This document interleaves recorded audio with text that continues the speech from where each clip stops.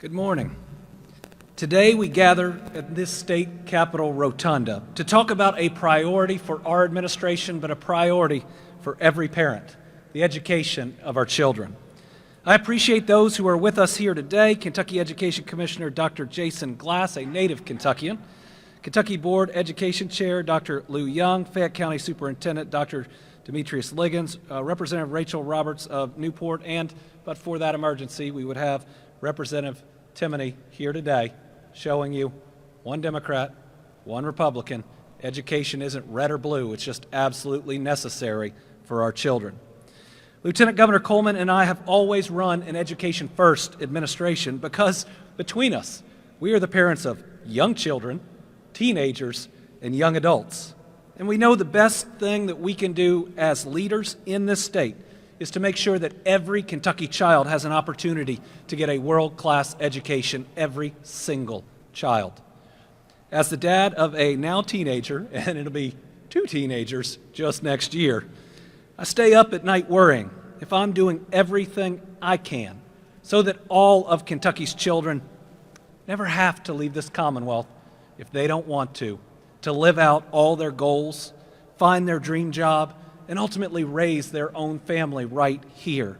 We Kentuckians share many values, and being able to keep our family close is one of them. Every one of us knows that our time together is fleeting, especially with our cherished children. That's why I'm calling for action today to support and to do more to support our school-aged children and educators by unveiling this Education First plan and agenda. Just as the World Health Organization is saying the end of the pandemic is in sight, this plan will help us advance student learning after that deadly pandemic. So in many ways, COVID-19 has been our generation's toughest foe. It's taken more than 17,000 Kentucky lives. It's become the third leading cause of death, and it's even shortened the life expectancy of Kentuckians. It's had that major of an impact. Just last week, as I was dedicating new homes built in western Kentucky, I talked to a family and learned of a man that survived that night when none of his home was left standing, only to fall to COVID 1 month later. Brittany and I have personally experienced the loss in this pandemic of people that we love. We've also experienced what it's like to be parents of elementary and middle school students during the pandemic. Other people may talk about it. We as a family have lived through it. We know during the height of the pandemic and through case surges, every state in the country took some action to save lives. According to a report from the Center of American Progress, during the 2019-2020 school year, all public school buildings in the United States closed in response to COVID-19. Schools in 48 states remained closed or offered remote instruction through the end of the year. And through 2021 and 2022 in Kentucky, local school districts had to make the tough decisions to implement remote learning days when it was necessary to prevent further illness and death. Indeed, we lost dozens of educators, even with our actions, along with so many of these children losing their parents, grandparents that may have been raising them, foster parents. Instruction disruptions have persisted across the nation as staff, students, and families became sick and missed school. Through these challenges, though, our educators stood strong. They pushed through something that none of us had ever seen before and that put their health at risk. Yet they showed up and they did their very best. And Kentucky Students' 2022 National Assessment of Education Progress Performance was found to be consistent with those of the rest of the nation. In order to ensure we're doing everything possible to help every child reach their full potential and rebound, catch up, we must first address our teacher and staff shortages in our schools. It's simple. Folks, you can't catch a child up on math if you don't have a math teacher. Our teacher shortages are the result of not just the pandemic, but years of cutbacks that have left schools underfunded. It's a direct result of the elimination of pensions for new teachers, along with refusals to fund pay raises that are needed. And now, we have nearly 11,000 teacher vacancies across the state.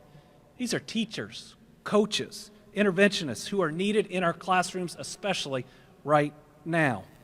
Our schools are the backbones of our community, and our teachers and educators are the foundation of our future. As the Lieutenant Governor says, they are the heroes supporting our kids, fueling our workforce. And if we want to make sure that we catch every child up, but then do so much more than that, we want to truly move ahead and thrive, we have to have enough people in the school buildings with the expertise to make that happen. So, the first part of our Education First plan is providing a 5% across-the-board increase to every teacher, bus driver, cafeteria worker, and school employee of this state. We will be asking for the General Assembly to reopen the budget in this next session to provide that additional raise. And folks, that raise is above and beyond anything our local school districts have done with dollars already provided to them. Even those that were able to do the 5% raise on their own are still not competitive with so many other jobs that are out there. This is going to give us the ability not just to compensate teachers for what they're worth, because they're worth a whole lot more than we pay them, but to make those jobs more competitive for those that are looking. This raise, I will admit, is not new news. We saw this shortage coming, so each budget session I have fought for a raise for our educators, and each year the General Assembly has failed to act in a way that would truly make an impact to address this shortage. What is new news is the recent data, whether vacancy numbers, 11,000 teachers, or test scores, showing that we must act now to have the educators needed for our children. According to the National Education Association, Kentucky now ranks 44th in the nation for starting salaries, with teachers averaging about $37,373 per year. We have dropped 2 spots since last year. That's right. In a competitive job market, we've actually fallen behind. And right now, we're paying our teachers when they start less than many of their students can earn, directly entering the workforce with just that high school education, much less the higher education that we require for our teachers. We need to increase our teacher pay and make sure we pay them what they deserve. And I want to make clear today, this plan we are announcing is something that we can more than afford. Right now, Kentucky has record-setting revenue surpluses, with the revenue trend in this fiscal year running 11% higher than last year and substantially above estimates. The last 2 fiscal years, we've had the largest budget surpluses in Kentucky's history, and the only ones that have ever topped $1 billion. When you combine the strong fiscal management by my administration with the greatest year for economic development we ever had in 2021 and more than 13,200 new jobs announced this year, it is time to move our state forward by making a historic investment in our schools, educators, and our students during this upcoming session. And to be clear, that would be a 5% raise for everybody who works in those buildings, because we have to have the bus drivers, just like we have to have our custodians, just like we have to have those that work in the lunchroom. Each school is that village that wraps their arms around those students, and everyone in that building is critical. Second piece, we are once again calling for a historic investment in the Commonwealth's youngest learners by providing universal preschool for all 4-year-olds and full-day kindergarten for every Kentucky child. It is time. This year's Kentucky report card on kindergarten screening showed 62.7% of Kentucky's children were below average for academic and cognitive abilities. Want to make sure that our reading and our test scores improve? How about ensuring every Kentucky child is kindergarten ready?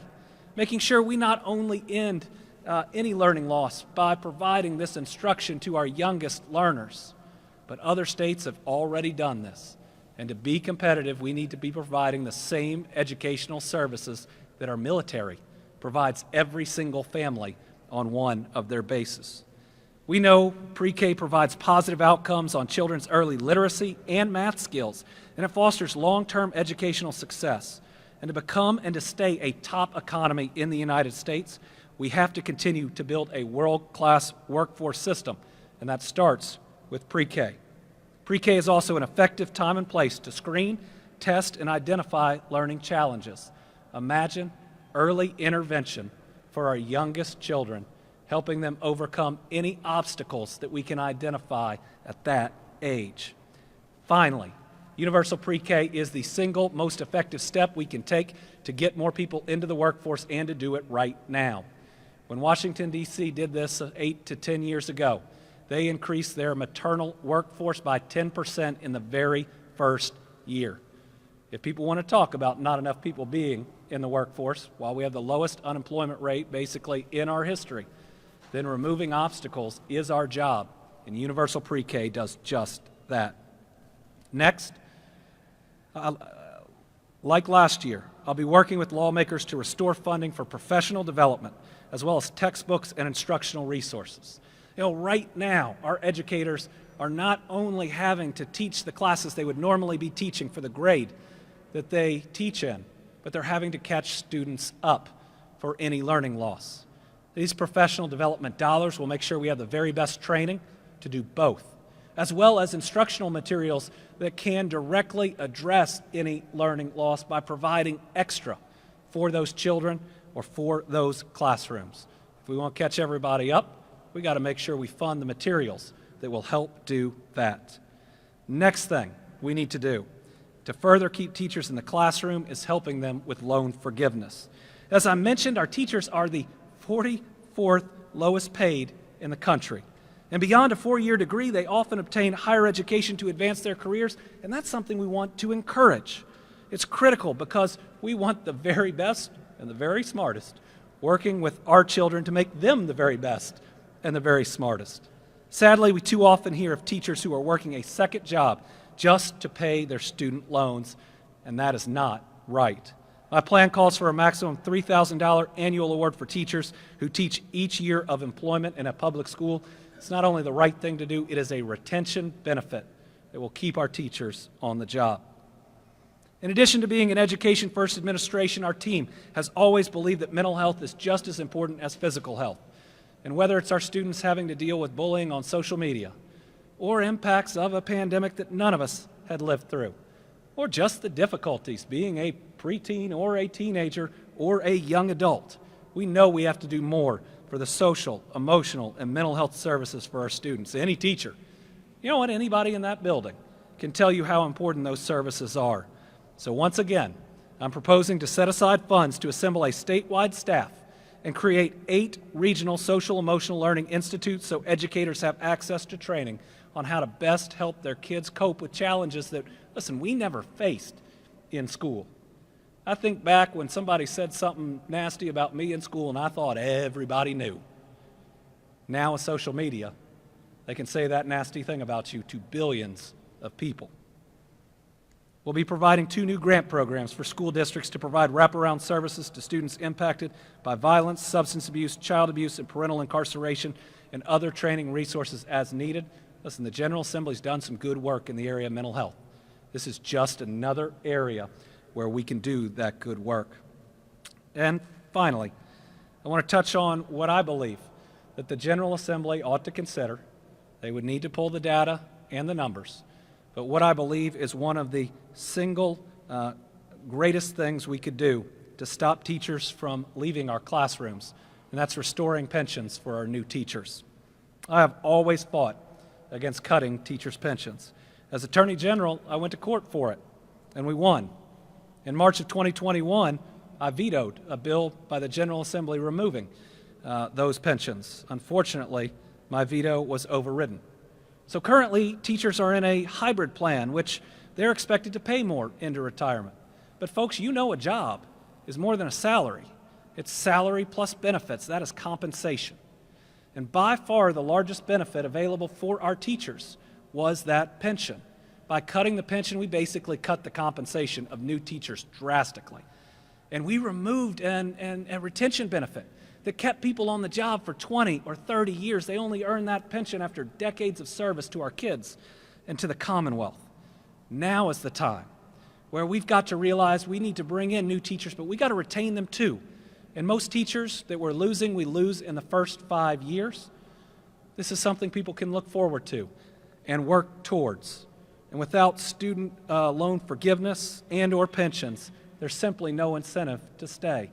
Think about one tough day Think about dealing with one tough situation. Our teachers have that weekly, if not more. And we've got to make sure that there is that extra impetus, that extra benefit that keeps people in that building working for decades after having that one rough day. With the revenues that we are seeing this year, there is more than enough funding for all the pieces that we've laid out today, including restoring teachers' pensions. In fact, during my administration, we fully funded our pension system, and we've even paid down the debt significantly. When you look at long-term costs, it makes much more sense now to hire a teacher and keep them 30 years than to lose one after 3 and go out and find another and lose that one after 2 and go out and find another, and on and on and on. So, I know our legislature would want to be thoughtful on this, but this is one they ought to be directly discussing, because that is a real way that we can ensure our teacher shortage is temporary and not long-term. The things we're talking about today are not red or blue issues. They're our children. They're my children. And today we're showing a united front about what must be done to confront learning loss. Next, you're going to hear from so many people who have dedicated their lives to education and make it their mission to do the very best for our students. As the father of 2 middle schoolers in our public school system, I want to let you know how grateful I am for the work of each of the individuals out here. And I believe that we can overcome any learning loss we've seen, but more than that, I believe that we can truly build the world-class education system that we thrive for. Over the last year and a half, we've become the electric vehicle battery capital of the United States of America and the agri-tech capital of the U.S. We know what we can do when we come together. We're shattering every economic development record we've ever seen. We're creating jobs all across the Commonwealth. We have more opportunity for these students if we get them in the right place than ever before. So now's the time to make sure we're realizing their potential and our potential. Scripture tells us, I alone know the plans I have for you, plans to bring about prosperity and not disaster, plans to bring about the future you hope for. Our time to invest in education is right here, and our children need it right now. Thank you all.